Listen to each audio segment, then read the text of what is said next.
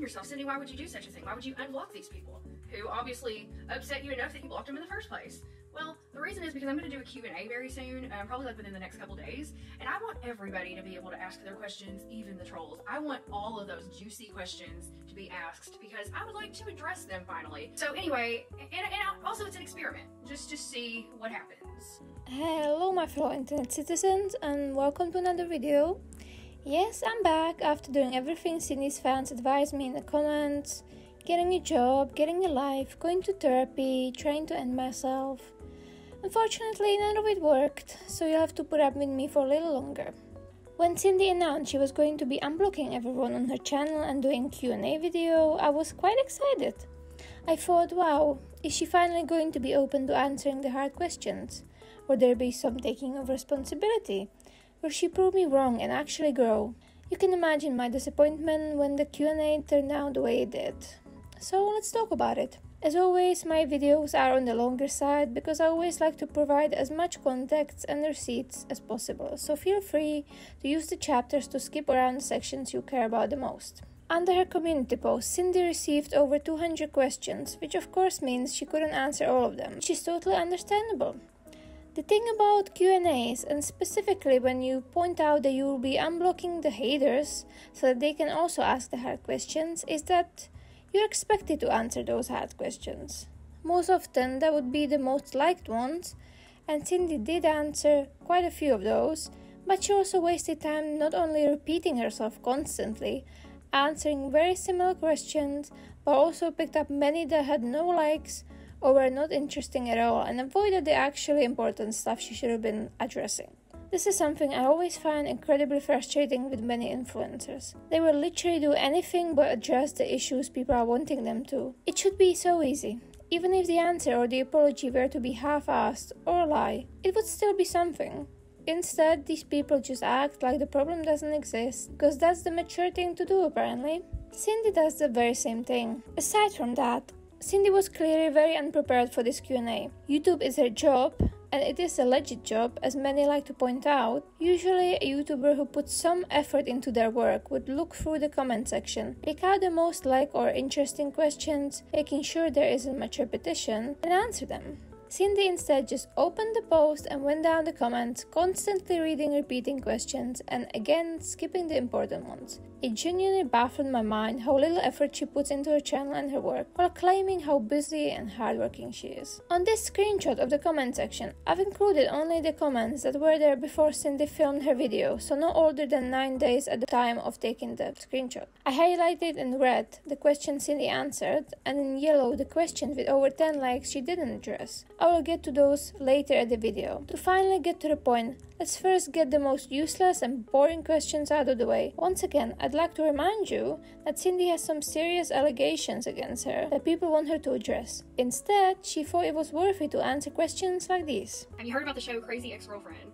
I have heard about it. Somebody recommended it to me, but I have not seen it. What are your favorite tarot cards? Have there been any you've been really drawn to? I don't really know if I have a favorite. I guess if there was a gun to my head and I had to choose, I would probably choose Queen of Pentacles because I feel like that represents me in the tarot. I also like King of Swords and Queen of Cups. Oh, and also the Fool. Actually, I think the Fool is my favorite. Let me take it back. The Fool is my favorite. What moon is your favorite and what witchy holiday is your favorite? I don't know if I have a favorite moon, although I do always love the blue moon because it just seems to be so magical. And this year we're having a blue moon in August, at the end of August, so I'm really excited about that. And I'm going to be on vacation, Halloween and Christmas. I mean, those are the most fun. Why did you stop wearing wigs? I made a whole video about why I stopped wearing wigs on my Sims channel, but basically they're uncomfortable, own natural thin hair rather than wear wigs. Now if I ever went completely bald, I might try to rock a bald look, but I would probably wear wigs occasionally too, but I just wanted to try and grow my own hair back so I can be more comfortable in my own skin. What is your #1 dream country or place on earth that you wish to visit one day? Australia is #1 for me. Have you ever thought about collecting Barbies? Yes, in fact, I started my vintage toy collection before all this happened, and I started collecting Care Bears and my Hug-a-Bunch, and I also wanted to collect all of the Little Mermaid Barbies that were made in the 90s, so it's definitely something I want to do in the future. I love vintage toys. Can you talk about your experiences with mushrooms, advice, etc.? That's gonna have to be its own video because I've got a lot to say on that topic. What's your favorite crystal? It's quartz crystal, which is the native crystal to my homeland. Can you share a playlist with your top recommendations for music? Yes, I have been working on that, and I will share that soon. It's hard because I like so much music, so it's kind of hard to like narrow it down, but I'll try. Can you also tell us the story of how you met and what happened with your first husband? I think this is going to be a video in and of itself because it's a very long story, but I will tell you just briefly. I met him when I was 17 years old. He was a punk rocker. He played guitar. He's one of the best guitarists I've ever personally known in my life. He still plays in a punk band to this day. I fell deeply and madly in love with this dude. He turned out to be an abusive drug addict. We had a 5-year relationship. We were married for less than a year, and he ran off with my landlord's girlfriend, and I never saw him again. So that's the short story. But I will tell a longer story of our whole relationship and everything that happened sometime in the future. It'll probably have to be some video because it's long and dramatic. Will you be getting back into herbalism in the near future? Love the herbalism videos and want to start making stuff myself, but I don't know where to start with buying supplies. Yes, I am back into herbalism. I just haven't been filming it very much. much, but I will definitely be putting more of that into my future vlogs because it's part of my life. Herbalism is my passion, it's my favorite hobby, and it's something that I am getting back into. Would you ever travel more internationally if you had to plan a vacation without, okay, let's answer one at a time. Would I ever travel more internationally? Yes, I am definitely going to be doing some international travel in the future. If you had to plan a vacation without questions to the cost of travel or care for the doggies while you're gone, where would you go and why would you go there? I would go to Australia so that I could see King Gizzard in their native land. That's my #1 place I want to go. I make my living from social media, so I could not do that at this point in my life. But I would love to, honestly. I would love to. Because I feel like it's so much better for you and your mental health if you can stay away from it. Imagine having serious accusations with proof against you, mainly that you have driven dangerously many times and never apologized for it or cared, and instead choosing to answer a question about collecting Barbies, what your favorite freaking crystal is. There were also a lot of questions about things that people have been asking for ages, like about The Sims, her first husband, or August. I found the questions about her son especially strange. People asking things like, boggling to me. Sometimes Cindy's fans truly are strange. Of course she remembers him daily, he's her child. I'm pointing this out specifically to show that if Cindy didn't find this too invasive, there is no reason for her to not to touch the other more difficult questions, like the ones about her taking responsibility or actually reflecting on some of her mistakes. Do you take time to remember your precious little guardian angel from time to time, or is it still too painful? I think about him every single day of my life. There's not a day that goes by, probably not an hour that goes by that I don't think of it. The rest of the questions in this Q&A could be separated into 3 main categories: Cindy defending her diet, Cindy defending her new relationship and trying to prove how healthy it is, and Cindy talking about how much she has healed from her BPD and how in previous relationship with Andrew, she was the victim and he the monster. She answers to most of these questions in a pretty defensive, self-assured manner, which makes it even more hilarious. There are also a few more interesting, miscellaneous questions that I will be focusing on after these categories. Those will be honestly mostly snark, but let's get to the serious stuff first.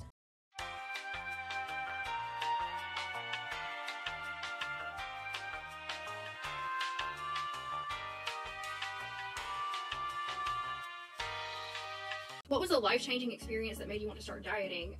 It was doing mushrooms at a King Gizzard concert. I did a large dose of magic mushrooms and it completely changed my perspective on life, health, and myself. And psychedelics have been very helpful to me ever since in changing the way I see the world, the way I see myself, the way I see everything around me. They've been very helpful, very healing to me.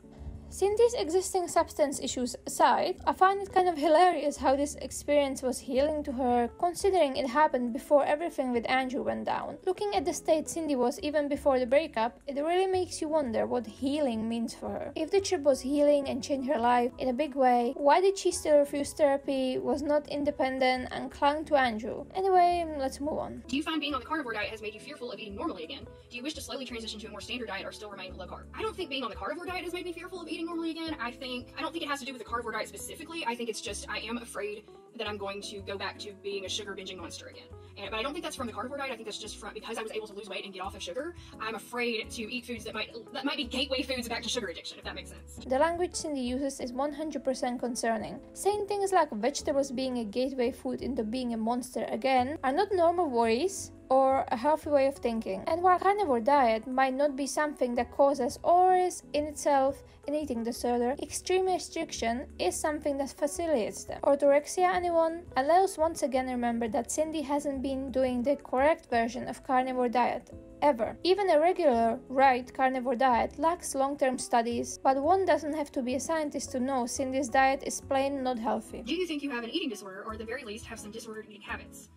I do not think I have an eating disorder. I do have some fears around food that I guess you could call disordered eating if you wanted to, but I don't think the carnivore diet is an eating disorder. I have not eaten very healthily when I was going through my worst, darkest times, but I don't think it was because I have an eating disorder. I think it was just from depression. This clip is some mighty deflection. Yes, you can call it disordered eating because it is. Having a fear of a majority of the food groups, most of which are not something that would send you into a sugar addiction like vegetables or lettuce, is a sign of eating disorder, or at least disordered eating. Fear or sudden repulsion with textures of different foods, unless you have an underlying reasons like autism, which Cindy doesn't have, is a sign of an eating disorder, but Cindy will never admit that. Of course she won't. The way her eating disorder took life is clear as day. As you might know from my previous video, Cindy began eating carnivore after the loss of her son, which is not a coincidence. Only having a tiny selection of acceptable foods to choose from has very clearly been a way for her to have control over something when everything in her life was out of control. Throughout her miscarriage and the hell with Andrew, Cindy has starved starve herself on this diet with various degrees of extremism. Yes, at some point, her eating, or lack thereof, was most definitely caused by deep depression. But even now, Cindy is proving time and time again that until she reaches the weight she has in her head, no matter the cost, she will not care about her health. She only cares about the missing vitamins and minerals once she starts showing symptoms, which you will see later. The following clips are from recent videos where Cindy is no longer in deep depression and allegedly has her life under control. The way she goes from trying to get better on behest of her therapist, which in itself is concerning. Why would your therapist be telling you to add foods into your diet if they didn't think there was an issue? To quickly going back to her easy way of eating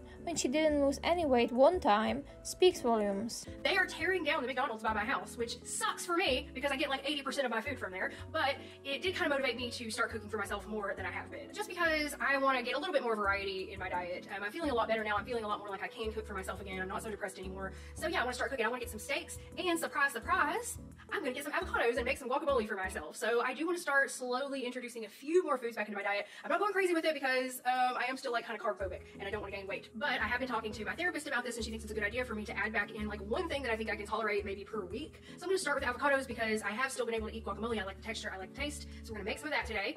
After that, I'll probably go with mushrooms, which I also eat occasionally, but we'll see. We'll see. I would like to transition into a more paleo style diet, but like a low carb paleo style diet. I know I said that I was going to do carnivore forever, but I have a few concerns, and let me show you one of them. I fell to the ground on my knees and my wrists, and it hurt really bad, and so I have this gnarly bruise. Look at that. It looks horrible. I look like I've been in a fight, and my knees are all bruised up too, which is why I'm not wearing shorts today. So yeah, I am concerned that I bruise easily, and I think it might be from lack of potassium, which I tried to keep up with my potassium through taking supplemental electrolytes, but I've always been the kind of person that I don't hold on to potassium. And then we'll see how I tolerate this, and if I'm good with this, then I'll add in another food. Like I'm thinking mushrooms is probably going to be next. Things that aren't carby and things that I know I like is where I'm going to start. And then, you know, I may never be able to add anything else besides guacamole and mushrooms, and if I can't, I can't. The thought of eating something like broccoli or like some strongly flavored green vegetable just repulses me right now. Okay, y'all, so I'm going to eat another salad today. This is the house salad, and here's our blackened alligator. We're going to try it. Like, we'll let you know how it is. I'm destroying this iceberg lettuce, okay? So get off my back.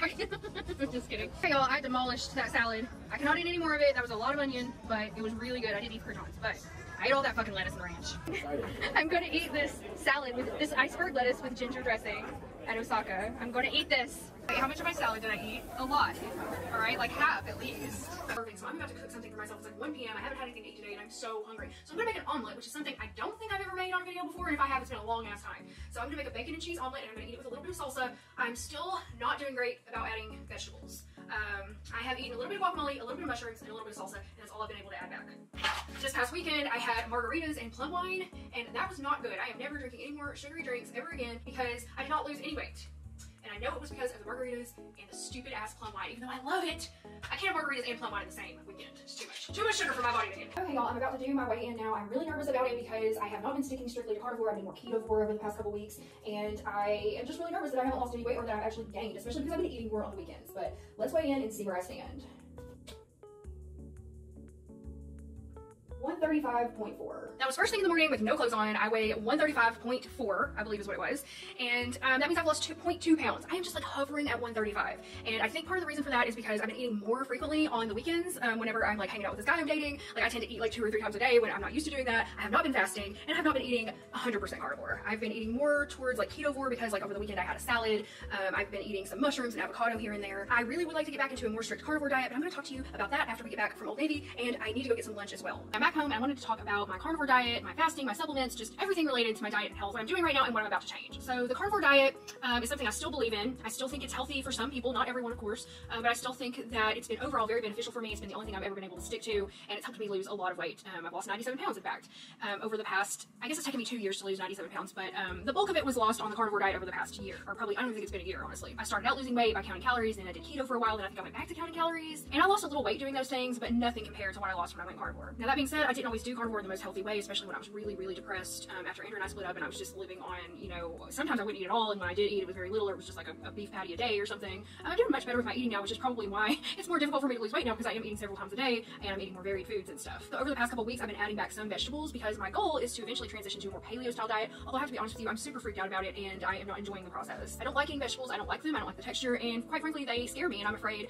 that I'm gonna go one step too far and go back on a sugar binge and go back to what I used to be before. But what I would really like to do at this point, because I I am not losing weight anymore is to go back to a more strict carnivore style diet and do it in a healthy way, or at least the healthiest way that I possibly can. So that means eating either once or twice a day, depending on my fasting schedule, but eating enough calories for my body and making sure I get the nutrients I need through supplementing grass-fed liver and eating things like fish and chicken occasionally as well.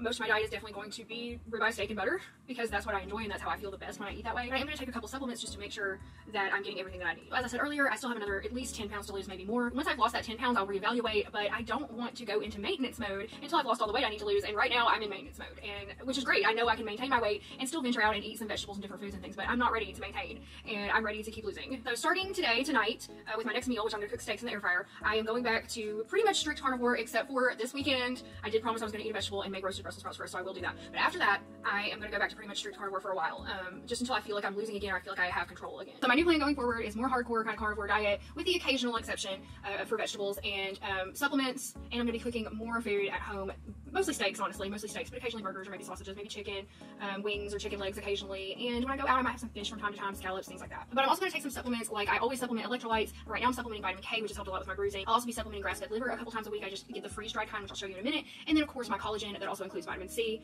I am out of it right now, but I've ordered some more and I'm waiting on it to come. So let's talk about the supplements that I'm going to be taking while I'm doing the carnivore diet. Of course I always take my Element electrolyte powder. This has 1,000 milligrams of sodium, 200 milligrams of potassium, and 60 milligrams of magnesium. So I try to drink one of these little packets every day. I like the citrus salt flavor, but they do have unflavored. And you can find a link to these down in the description box below if you're interested in these. I'll show you the little, they just come in a little packet like this, and I just mix them with ice and water and try to drink one of those every day. I don't always do it every day, but I drink probably at least like 5 of these a week.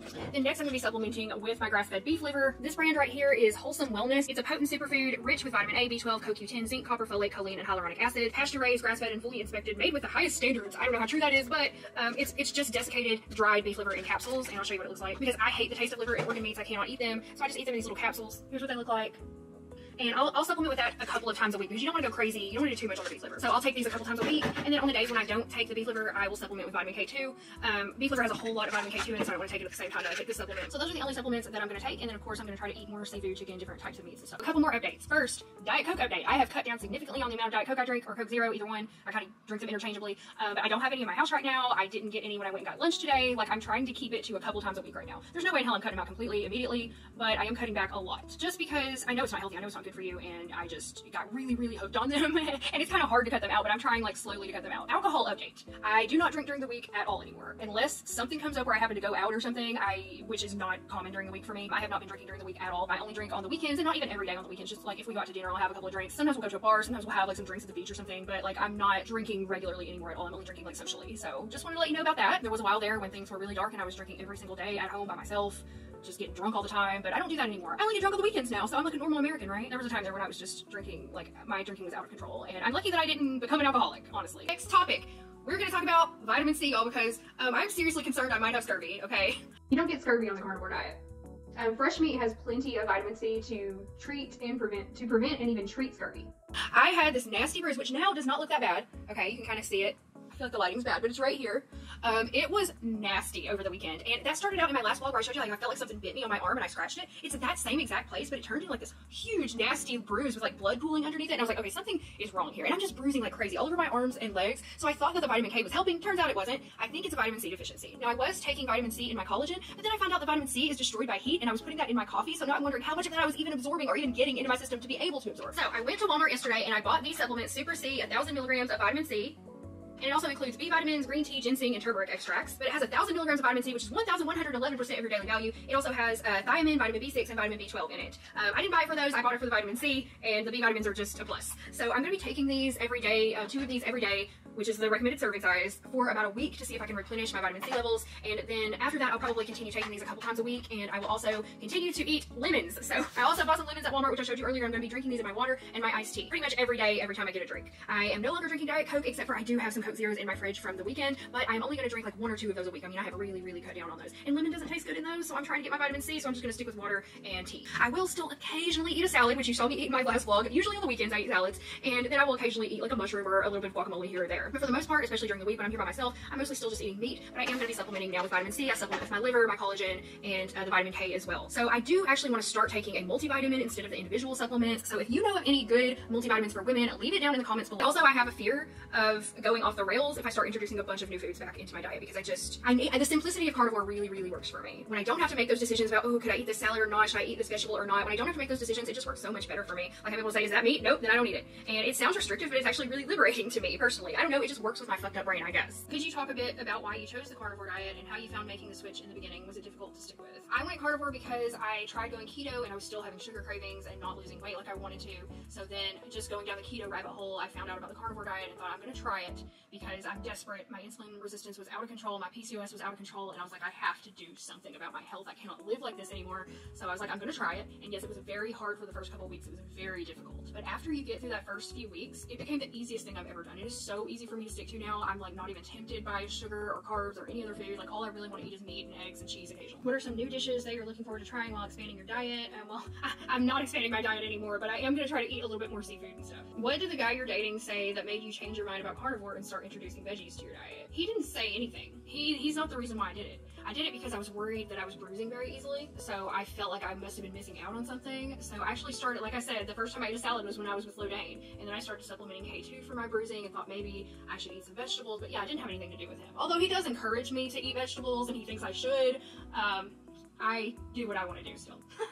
But yeah, it was my bruising that made me do that, not somebody else's opinion. I'm not trying to make an entire video about Cindy's atrocious nutrition, but her delusion when it comes to diet is infuriating. In the previous clip, you heard Cindy claim that she feels the best on carnivore, that it's the best for her. Yet she admits she struggles with bruising and has to supplement electrolytes, vitamin K, beef liver, collagen with vitamin C, and more. The common sense question here is, how can be a diet in any way correct for anyone when you need to supplement so many things to function? It really is as simple as that. If the carnivore diet provides all a human needs, as Cindy constantly claims, why does she need to supplement so many vitamins and minerals? What's worse, Cindy does not even eat an actual liver to provide her with the vitamins, instead taking a capsule.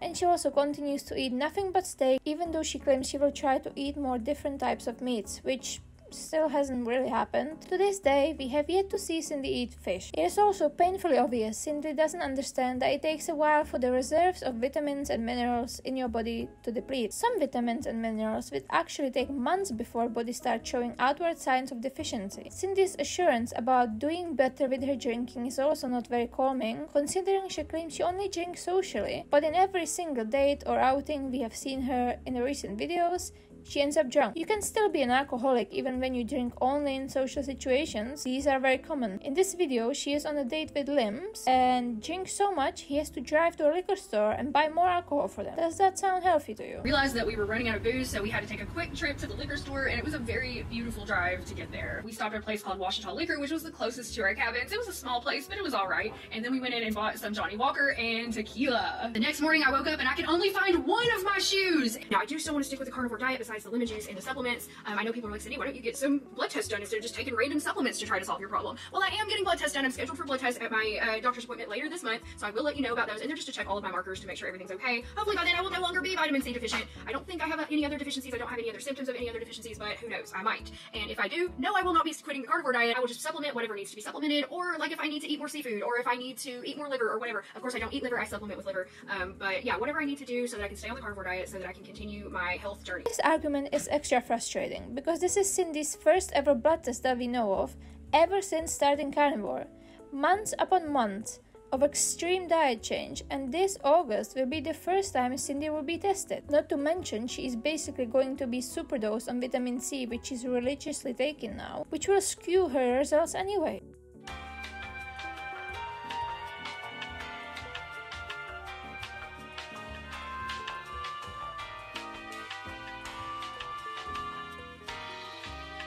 How do you feel about the people who insist you shouldn't be dating and need to be alone to try and recover from your BPD? What are your thoughts about the topic? Well, as far as how do I feel about the people, I have no feelings about those people whatsoever. My thoughts about the topic are, I don't think it's necessary for you to be locked in a rubber room until you're absolutely perfect. I think I can date someone and also work on myself at the same time. I don't think the two things are mutually exclusive. I'm just seeing someone casual for fun and companionship, but I'm also working on myself every single day of the week. I don't feel that you have to be single in order to work on your mental health problems. If that were the case, everybody in the world should be single forever because we all have issues to deal with. I'm working on my BPD diligently every single day of my life, and I'm also dating because I want to, because it's fun. It's nice nice to have somebody to go out with, to hang out with, to have somebody like you and be interested in you. But we're in a casual relationship. We're not in anything serious, and I don't plan to get into anything super serious for quite a while. Now, this has to be one of the most gaslighty clips of the whole video, and it really shows Cindy's manipulation skills. She actually does it really well by twisting the question into something so insane, like you having to be locked up in a rubber room until you are completely perfect, and then logically pointing out that if you were only allowed to date once you have no issues at all, then no one would be allowed to date. This is great show of Cindy's manipulation. Many people have been concerned about the fact how quickly she jumped into a new relationship, giving herself almost no time after finally ending a relationship of 15 years, but no one has ever claimed she needs to be perfect or cured before she starts dating. It's extremely obvious that yes, you can date even when you have some mental issues, but the thing is that Cindy's main issue is codependency, toxic relationship and lack of self. So while someone with, let's say, depression might still be able to date, someone else with the specific problem Cindy has should definitely not just jump into a new relationship right away. This is logical, but Cindy twists this point to make it out to be just people being unreasonable. She also claims in this clip how she's dating because it's fun, a distraction, and acts all above it. But let me contrast it with a clip from now deleted stream where she admits the real reason, which most definitely showed that she indeed needs to work on herself before dating. I know that I'm needy and clingy and anxiously attached to people. Like, I'm aware of it, but that doesn't mean I want to be fucking lonely. Okay, he hasn't messaged me back yet, y'all.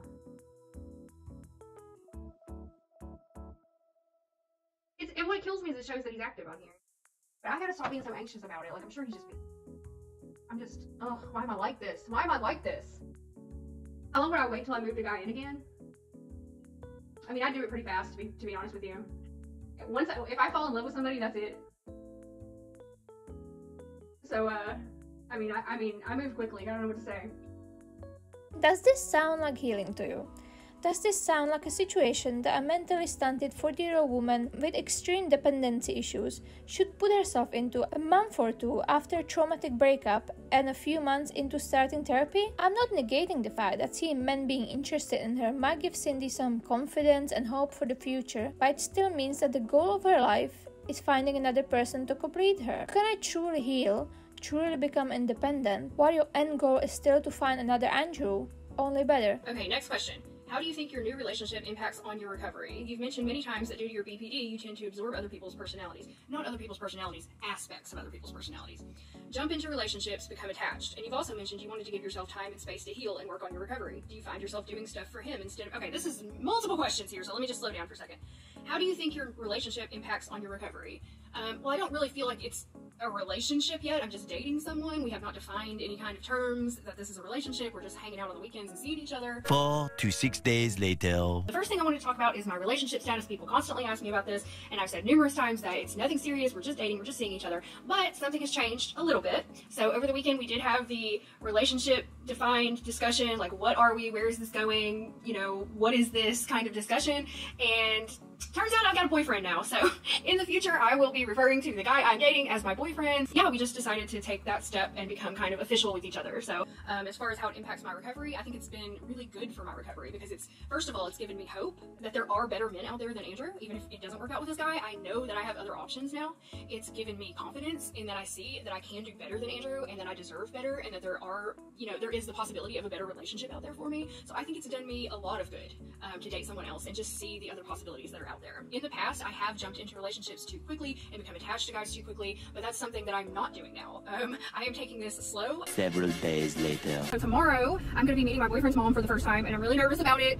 I'm sure she's wonderful and all that. It's just like, you know, it's always nerve-wracking to meet like the family members of somebody that you're newly dating. Like, what if they don't like me and stuff like that? So I'm nervous about it, but we're all going to dinner together, so I'm nervous and excited about it. And with the help of my therapist, I'm learning how to navigate a healthy relationship and not repeat those same behaviors. Just because I've done something in the past doesn't mean I'm going to continue to do it in the future. That's why I go to therapy every week, so I can learn how not to do those same behaviors. And I feel like I'm making really good progress. I know you guys don't know anything about the actual, you know, interactions that I have in this, I hesitate to call it a relationship, in this connection that I have with this new guy, but trust me, it is not like it was with Andrew or even my first husband. I've learned a lot, and yes, I am giving myself time and space to heal and work on my recovery. I do that every single day of my life, and as I said earlier, I don't believe that dating someone casually and working on yourself and your own issues are mutually exclusive. I think you can do both. I don't know why you couldn't. It's not like I'm marrying this guy or having him move in with me or something, you know? Do you find yourself doing stuff for him instead of yourself? For example, cleaning because he's coming over? No. No, not at all. I clean before I have any guests whatsoever, not just him. It's if anybody is coming over to my house, I will clean up my house. I think that's a pretty normal thing to do. Don't most people do that? Is that weird? That's what I've always done. So like today, my stepdad's coming over to see my apartment. I'm going to take him to the eye doctor, so I'm going to clean my apartment really good before he comes over. If my sister was coming over, if B was coming over, if anybody's coming over, I'm cleaning my apartment because I want people to be comfortable in my apartment, and also I don't want them to think I'm a fucking slob. So I always clean before I have any guests. It's not just exclusive to him. Taking care of my appearance because I don't want him to see me like this? Absolutely not. Everything I'm doing as far as my appearance goes is for myself. I started working on my appearance long before I met this guy, long before even Andrew left me, is when I started really trying to make myself feel better, lose weight, start working on my hair growth, all of that stuff, start working on my skin. I was doing all of that before Andrew even left me, much less before I met this guy, so no. The new things that I'm doing are also things that I want to do for myself, such as laser hair removal. And yeah, of course, I want to look my best for the guy I'm dating, but I'm not doing it for him. I'm doing it for me, so that I feel more confident in myself and I can bring my best self to any relationship that I'm in. And changing your diet because you were out with him. I have never changed my diet because I'm out with him. In fact, the first time I ate a salad, I was with Lodane. We have discussed my diet. Obviously, he knows how I eat. He does not agree with it. He thinks I should be eating vegetables. So a couple times, he's like, last weekend, he was like, if I make a salad, will you eat some? And I did. And I was like, okay, I'll eat a vegetable this day. I do it sometimes because, maybe I do it sometimes for him, but in the scheme of things, I've decided that I'm going to go back to a more strict carnivore diet for myself. And if he doesn't agree with it, that's fine. I'm still doing what I want to do. I don't change my diet for anyone but me. So I hope that clears all of that up. The things that I'm doing to improve myself are for me, so that I can be my best self in any future relationships, and just in general, just because I want to be the best version of myself. I'm not doing it for another person. I will never do that again. I will never ever allow myself to become so enmeshed in another human being like I was in Andrew. It has been so freeing since that has been over, since he has been gone. I feel so much freedom, so much independence, and that is The constant comments Cindy makes about not marrying the guy or moving him in right away are just showing how misguided and defensive she is. She thinks that just because she didn't jump into the exact same toxic situation that she had with Andrew, somehow it makes it healthy. It's like an alcoholic not understanding why people are angry at them for relapsing when they only had a bottle instead of emptying the whole bar like they used to. The failure is still there.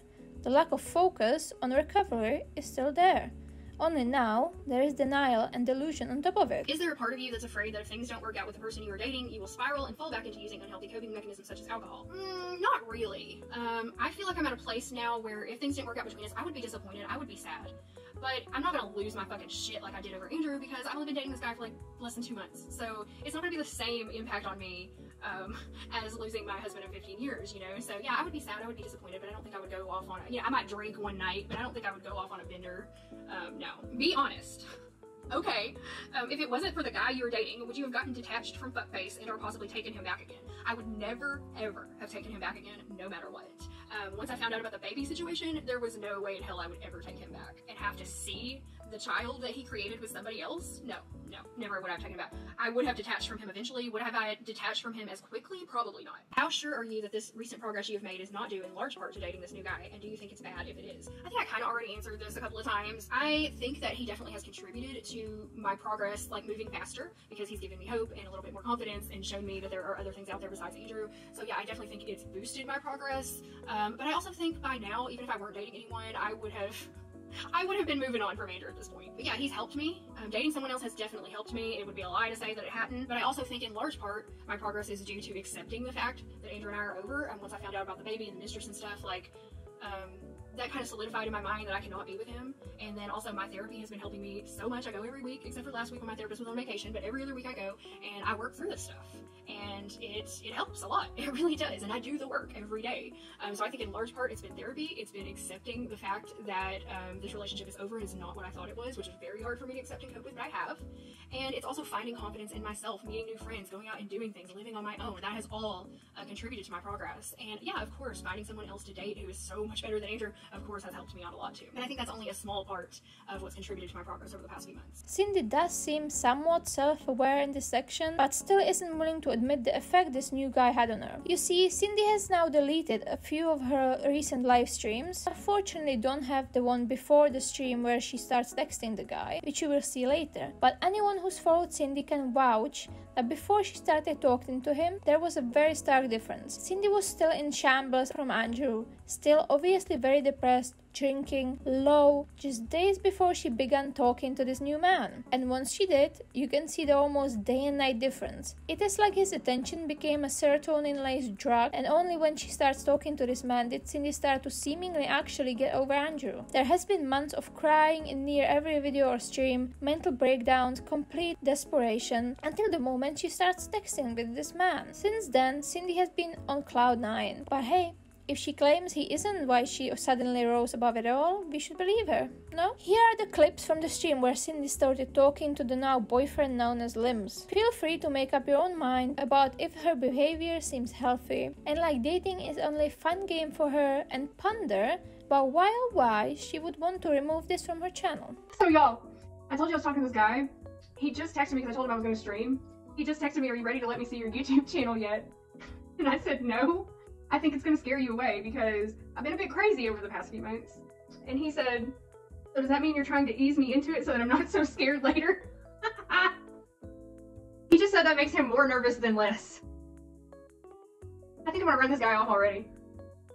Let me tell him. I'm just going to say I'm just nervous about you seeing so much of my life. So much of my life. So soon. The thing is, I don't want him to know what he's getting into. Not yet. Gotta be dating for like 6 months first. I'm just flirting. I'm just checking what's out there. I'm just messing around. I'm not doing anything serious. So I started talking to another guy today, and this guy, I think he has real potential, okay? I think he has real potential.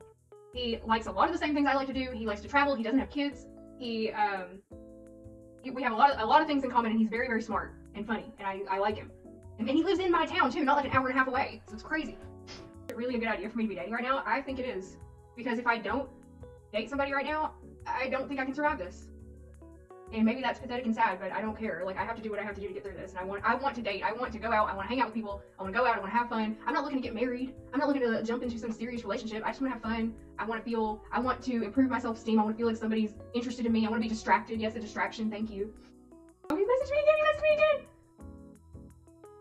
He's asking me so many questions. He asked me a lot of questions. I like that. Right. Well, I don't respond to the first one first. It's definitely slower. I'm telling him that I also have a main channel. That's where I started. And it's much bigger than my vlogging channel. I'm trying to explain this clearly. Than my vlogging channel, but I got burnt out on it. I got burnt out and don't post there anymore. Okay? You guys are watching post messages to my dating type dates, okay? That's the first thing about today. Let's see. How long Miller? I've been waiting since how long Miller, like 3 years? 3 years now. It's on and off for a while. Okay? I don't know if we're gonna meet. We've only been talking for a day, and we've been talking all day long. He's so interesting, y'all. He's really interesting. He's got like 3 different degrees. He's like some kind of bioengineer or something. I don't even know. I don't even understand what he does. It is a good distraction for me. It is. Like, I need something to distract me, or I'm just gonna sit here and cry over Andrew, and nobody wants that, do they? Okay. Let's see. On the road, I do it full time now. Hold on. On the road, I film on my iPhone with a gimbal, and I have various tripods for different situations. A lot of times, I just go handheld. Man, that brought up Southern accent. A lot of times, I just go handheld though. I'm sorry, I just mentioned my don't think I'm more than every talk to work.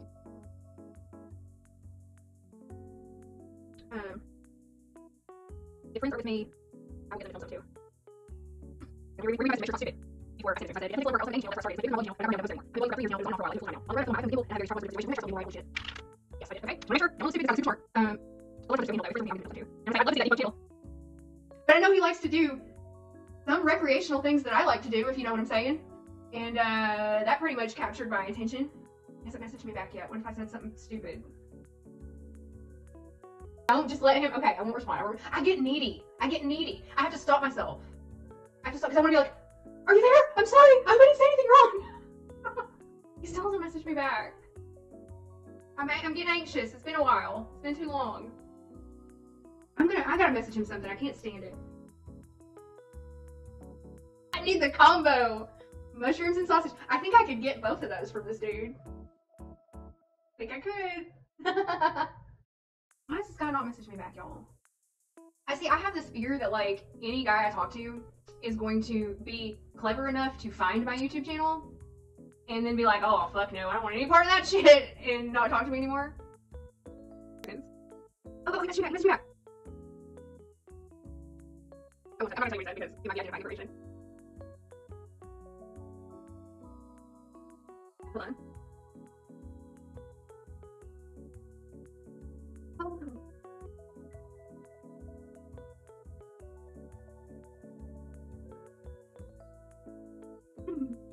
I know being a little unavailable is sexy. Look how upset I got when he didn't message me back for like 20 minutes. My whole past is documented on YouTube and these dudes want to see it, and I'm like, I need to get to know you real well before I can show you my YouTube channel. I want to get to know you well enough that when I show you my YouTube channel, you don't even care to even watch it. Like that's the level we're going for. I know that he recently had a breakup, but I don't know if they live together or not. So yeah, I don't want to push too, I don't want to pry too much on that topic yet. It is truly something to see Cindy admit that she needs an intention of a man to get over Andrew, that the man she is now dating only started as a distraction, and then jump into a mere week or two later, where suddenly she is definitely in a great spot of her healing process, and none of it is true. Either Cindy is really speedrunning this recovery from her lifelong extreme personality disorder, or once again, things don't quite add up. I have a dear friend who has BPD, and I find when she's out of a relationship or doesn't have anyone in her life that she's dating, she goes back to her depressive state and self-hating. She feels on top of the world when she's seeing someone. I wanted to ask you, do you think you are feeling better because you're dating the new man? I already talked about this numerous times. I definitely think it helps me, but I'm also at a point in my healing process where I feel like I could be alone and be okay. But it takes a lot of work to get to that point. Like, if he were to dump me right now and never talk to me again, I would be sad, I would be disappointed, but I would just move on with my life. I would just pick myself up and keep going and keep working on myself. I'm 100% sure of that. How much have you told the new fella about what happened with Andrew? Does he know the extent to which it hurt you? Yes, he knows everything that happened between me and Andrew. He knows how much it hurt me. He knows the timeline. He knows all of it. He knows even things that I wasn't able to tell on vlogs. Like, he knows everything. Does he know what you did to him? Does he know you threatened to end yourself to get Andrew back? Does he know how much you parentified him? I really wonder. I'm not one of those people who theorize about Cindy making everything about Andrew's abuse up. It's obvious the two were toxic for each other and hurt each other. But I cannot in good conscience omit the fact that we have never heard Andrew's story and don't know to which extent did Cindy tell the truth about it all. Cindy has proven to be a liar, while all we know about Andrew is from her mouth. So let's be honest and wonder about what things Cindy told Limbs about her relationship. When talking about past relationship, I'm always wary around people who are quick to demonize their exes without taking any responsibility themselves. And Cindy is, as we all know, not very good at taking responsibility.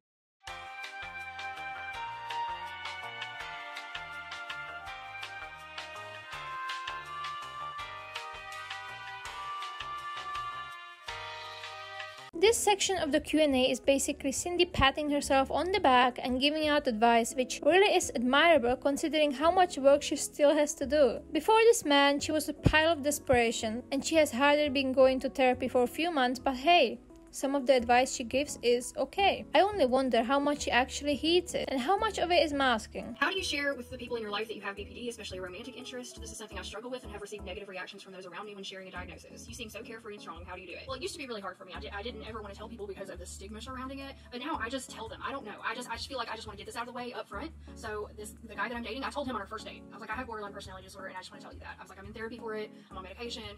I'm working on it, but I just want to get that out there in case it's a deal breaker for you. I think it's better to tell people up front.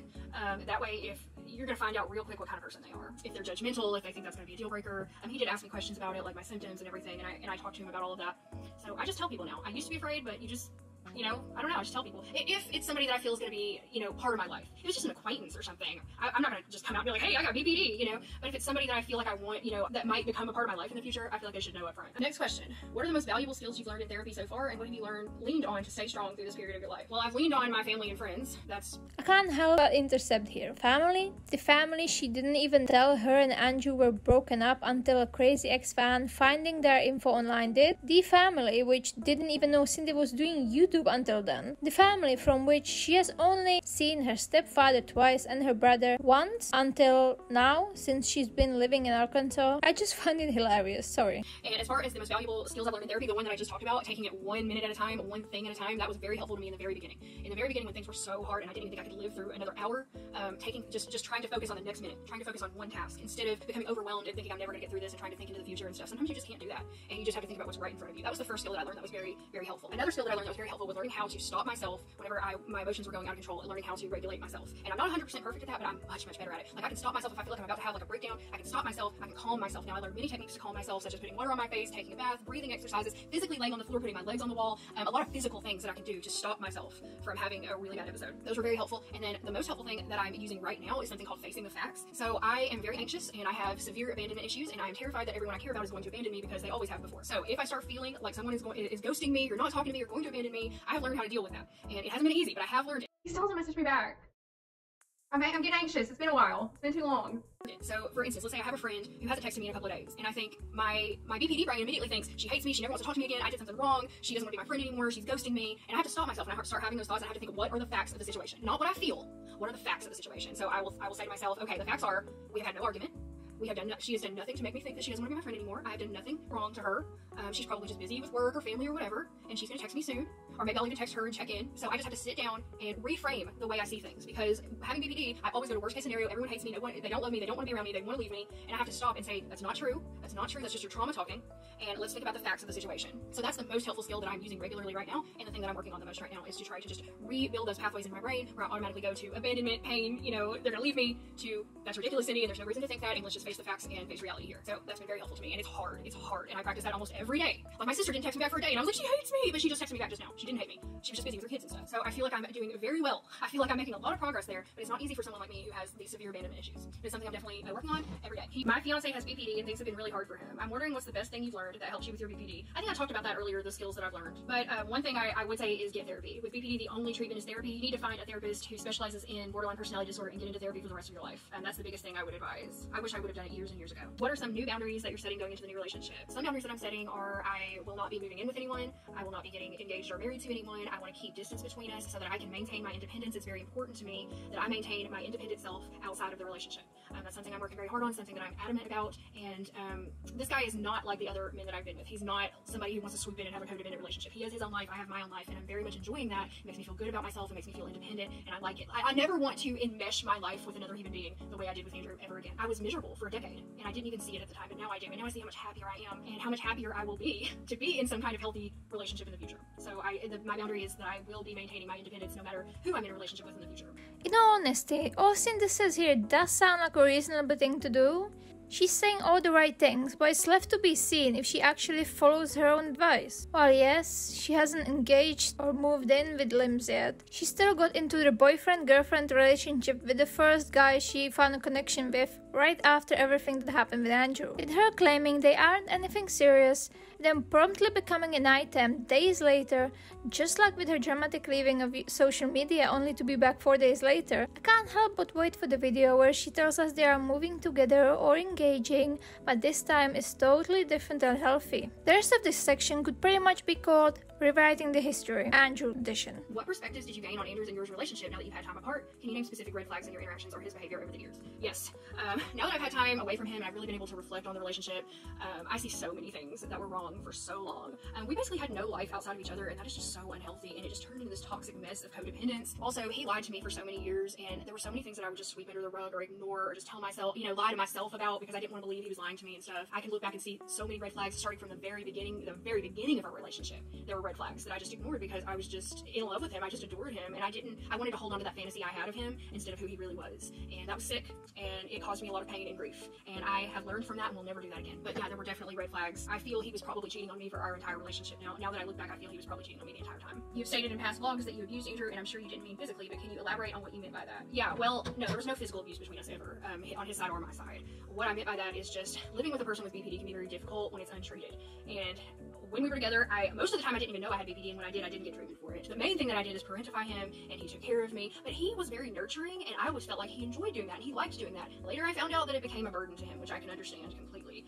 Other things are, if I was upset, like I would lash out at him, or like yell at him, and he made me believe that I was far worse to him than I actually was because he was projecting all the things that he did to me onto me, and it took me a long time to realize that. In therapy, I have learned that a lot of my BPD behaviors when I was with him were reactionary because of how he was treating me, and that's not who I really am. That's just who I was with him because we had such a toxic relationship together. And so just having a life outside of each other, being together all the time, having no friends outside of each other, him caring for me more like a parent than a partner, and also my BPD episodes that I would have where I would lash out at him. So for example, like when he tried to leave, and before I knew about the cheating and all that, and he was just telling me he was leaving, I like jumped on the hood of the car and was like, no, you can't go, shit like that. Crazy shit like that. So it was just things like that that I would do out of desperation that I feel were emotionally manipulative, if not abusive. And I regret doing those things. I'm sorry for doing those things, and I can see why I did them, but it doesn't justify it. Like, it wasn't the right thing to do. I should have ended the relationship instead of continuing on like that. But also I've learned from that, you know, being with somebody who was so avoidant and emotionally unavailable was very difficult for somebody like me who's anxious with abandonment issues. And so him being avoidant and not there for me emotionally made me act in crazy ways because I was desperately trying to make him into the person, you know, I was desperately trying to make him be there for me, make him be emotionally available for me, and you just can't do that. You can't change a person like that. So it would cause a lot of arguments and stuff between us because I wanted more from him emotionally than he was able to give, and I just like wasn't mature enough or strong enough to see that we weren't compatible, like emotionally. So now I know what to look for in a man, and I will never be with another man who is emotionally unavailable or avoidant. I need somebody who can give me reassurance and let me know that I'm cared for and be there for me, and then I feel like a lot of these behaviors that I used to do are just going to be non-existent. I mean, they already are. They're already gone because I'm not trying to desperately cling to someone who doesn't want to give me, who can't be what I need them to be. I hope that makes sense. I feel like that was a lot of rambling. All right, next question. I'm confused about how you said you and Andrew had a passionate relationship, but then also said you were like roommates and there wasn't much intimacy. How did it end up like that? When we first got together, it was incredibly passionate. It was like a tornado of passion. When we first got together, we were very physically attracted to each other. We were very mentally attracted to each other, and we had a lot of passion. We spent a lot of time together. But familiarity breeds contempt, and after many, many years together, I guess we didn't put the effort in to keep the passion alive, and we did end up like roommates, like just family members or friends. We just slept in the same bed, but sleeping in the same bed with somebody does not make you intimate, you know? That's not what intimacy is, and living in the same house with someone does not mean that you are intimate, you know what I mean? So we just kind of lost that over the years, and it was both of us, you know? I think is that we kind of grew apart emotionally, and like I said, Andrew was very avoidant. He wasn't emotionally available to me. That made me less likely to want to be intimate with him and stuff like that. So it just, over time, it just happens sometimes in relationships, especially when you don't work hard to try and keep that alive. Next question is, if you could go back 6 months ago to past Cindy in the thick of everything happening, what would you say? What advice would you give yourself?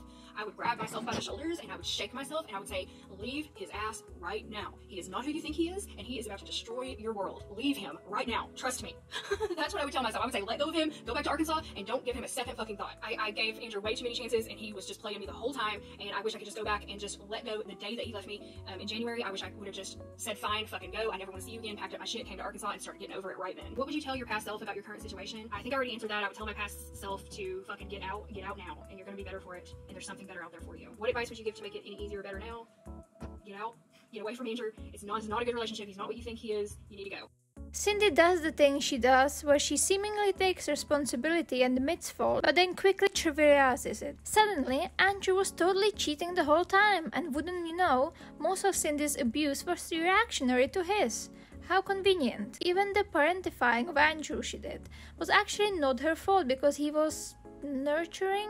I suppose him begging her to go to therapy for years was also just his projection. Therefore, it was not Cindy's fault she refused, and her parentifying him did not worsen symptoms of his own mental health either at all. I'll say again that I don't think Andrew is a good person or some angel. If Cindy is to be believed, Andrew has cheated, lied, and was avoidant, whatever that means exactly. The way he flip-flopped between the My Life Is Over and the livestream where Cindy talked about the baby was most certainly abusive and only hurting Cindy. It wasn't fair to her. But we cannot ignore the impact Cindy had on Andrew's actions. We cannot ignore she was an adult in this entire situation too, and that she admitted to being manipulative and forcing Andrew to do things he didn't want to do. There just isn't enough responsibility taken for me to not see these clips as just Cindy doing the careful manipulative dance of admitting a sliver of fault only to then put the rest of it on the other person so that she can come out as the bigger person in the end.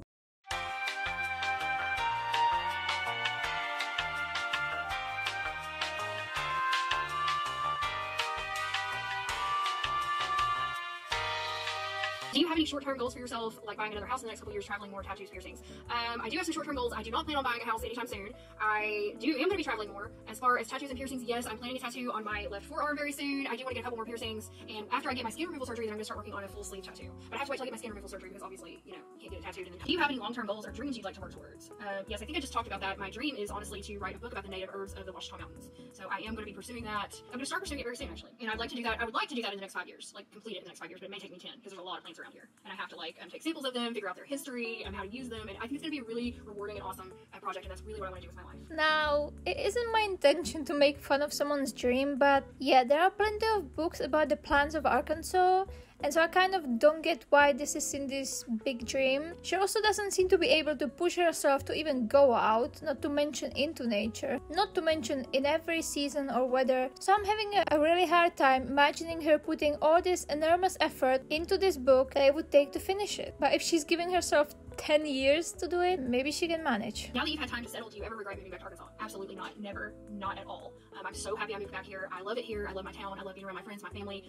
I love it here. I wanted to move back here for the past decade, and I'm so happy I'm back. If I were in Colorado, I would be absolutely miserable and alone. And I'm so glad that everything worked out like it did, and I was able to come back home. I will refrain from finding all the clips of Cindy complaining about the weather, the prices, the lack of secondhand stores or dating options since moving to Arkansas. I'll rein in my snarkiness for once. There are a few pretty standard questions that I have nothing to say to and won't even include them in their entirety, like Cindy talking about her mother, her once again promising there will be more outdoorsy vlogs, which is something she's been promising forever but always finds an excuse not to do. How do you feel with the potential of turning into a lol cow? I don't give a shit. That means nothing to me.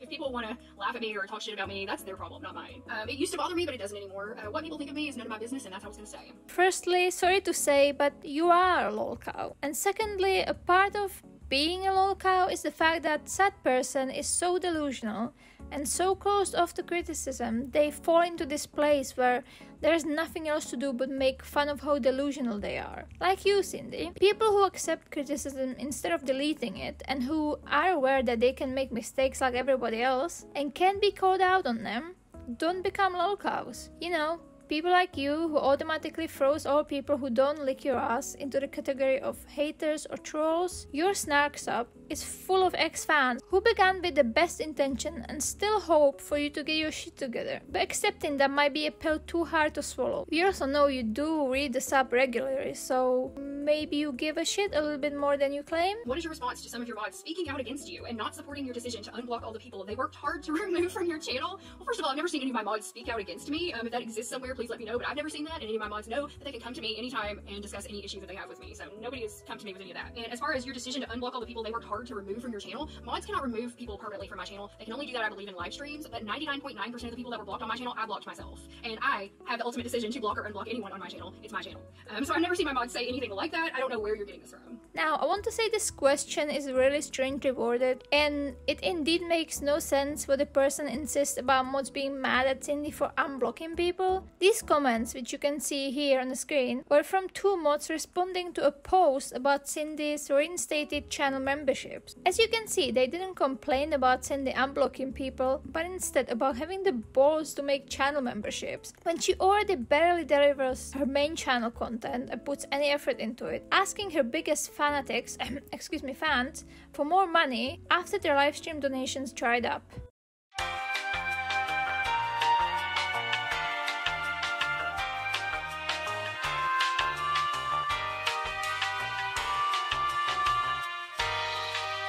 And now we're finally getting to the questions that were not answered. Like I said at the very beginning, I went through the comments and picked out the questions with most likes that Cindy didn't respond to. Some of them were kind of under the umbrella of things Cindy did mention, and a few of the questions are a bit boring as well, so I picked up these 7 comments. Cindy did mention at the beginning of the Q&A that she wouldn't answer questions that were clearly asked in bad faith, which is her right and pretty understandable. Some of the questions here that I would love her to respond to could be qualified as kind of combative or harsh, but don't forget, Cindy herself said, and I want everybody to be able to ask their questions, even the trolls. I want all of those juicy questions to be asked because I would like to address them finally. How would you claim that and then not answer these very liked questions is beyond me. Anyway, let's look at these interesting comments. The 2 questions that fit together and I think should be addressed are these. While Cindy's fans constantly repeat that people can spend money on whatever they want, and if they want to send it to Cindy to spend on beef patties and concert tickets, they can. I think there is a really imbalanced parasocial relationship between Cindy and her audience. Cindy isn't one of the big YouTubers with millions of views who can make a living out of AdSense alone. She does benefit a lot from coffees, donations, and honestly even the gifts. The flower pressing and other artistic kits, her expensive herbalism course, countless books and pieces of jewelry Cindy's fans sent her, only for her to throw it on a pile of gifts and never really use it, frankly, is pretty depressing. Yes, Cindy wears a few shirts and necklaces her subscribers gifted her, but that's about it. But hey, who are we to judge? Cindy's greenwashing of herself is also something I would love her to address. For a green witch who cares about the nature, she produces incessant waste with countless packages, she constantly gets groceries delivered in plastic bags, she makes numerous stupid drives to the McDonald's or other fast food restaurants, often for Coke or iced tea alone, not to mention the effect of her carnivore diet on the environment. Oh, and should we remind you of the trip to Oklahoma she made? 5-hour trip, just to return Lodane's cane? Sounds environmentally friendly to me. Like many other things, Cindy's spirituality, witchiness, and eco-lifestyle is only something she likes to put out and tell about herself, but not actually something she deeply cares about. And before her friends jump on me with the "But do you produce zero waste? Do you make all the eco choices?" I never publicly claimed to be a green witch who cares about the environment. I didn't make it half my personality and brand. Cindy does. Unfortunately, like a lot of her personality, it is nothing but a mask. Here, I would like to focus specifically on the first question. Something I completely agree with, and I'm not the only one, is that Cindy should have addressed the driving fiasco. Unfortunately, at this point, I feel like it's just too late. Cindy already showed us who she is. Someone with no regard to the lives around her. If she apologized now, would be too little too late and not authentic at all. This would be certainly interesting to hear answered by Cindy, but we know why. Those lives showed Cindy freaking out and obsessing over a guy she just met online like a teenage girl, reading her audience everything they said to each other and giving out way too much personal information. After all, we can't let Limbs know who we truly are, not until he's too deep in to escape from Cindy's manipulation. The thing is, I don't want him to know what he's getting into. Not yet. Gotta be dating for like 6 months first.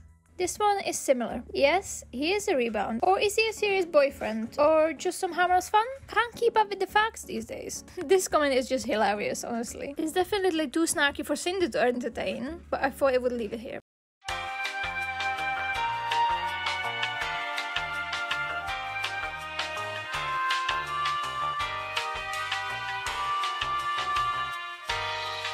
To finally close this video off, what's new? For those who haven't been keeping up with Cindy, things could be looking up on the surface. She eats a small bowl of lettuce here and there, has a new boy toy but definitely still works hard on herself and isn't going too fast at all. Her clothing is still all too big. She doesn't make breakdown videos anymore at least, which is good, and she only drinks socially, even if that is every time she goes out several times a week. She promises to get back to her hobbies. And she will. She said she really will.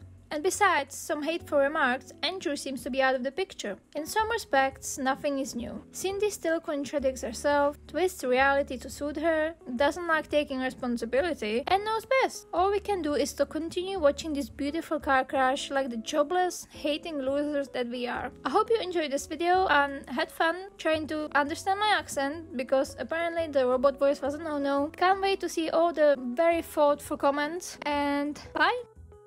I'm not one of those